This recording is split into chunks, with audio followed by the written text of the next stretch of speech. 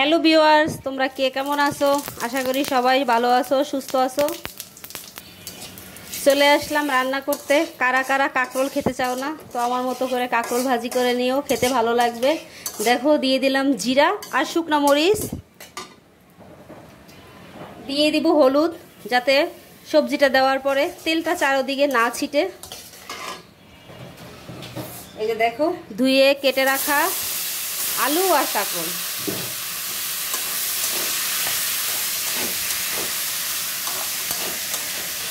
হলুদ তো আগেই দিয়ে দিছি, দিয়ে দিলাম লবণ।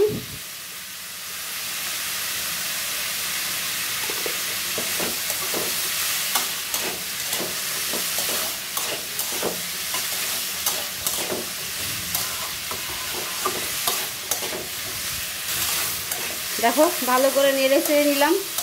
এখন আমি এটা ছড়া দিয়ে ঢেকে রাখবো।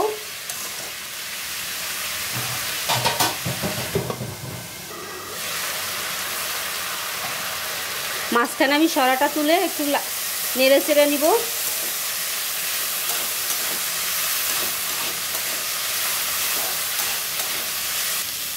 দেখো, কাঁকরোলটাকে আমি সুন্দর নেড়ে চেড়ে নিব সুন্দর করে।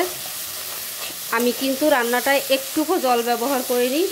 এই ভাজাটা কিন্তু সম্পূর্ণ তেলের উপরে হবে। আরও একটু নেড়ে চেড়ে ভেজে নিব। দেখো, করলা ভাজিটা কতটা সুন্দর হয়েছে। তো এইভাবে কিন্তু কাঁকরোল ভাজি করলে খেতে বেশ ভালোই লাগে। এটা কিন্তু বেশ মজার, গরম গরম ভাতের সাথে ঝরঝরে লাল লাল কাঁকরোল ভাজি।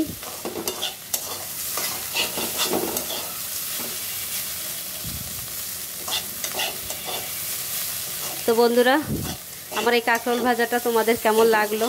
লাইক কমেন্ট শেয়ার করো প্লিজ। আমার চ্যানেলটা সাবস্ক্রাইব করে আমার পাশে থেকো, আমাকে একটু সাপোর্ট করো।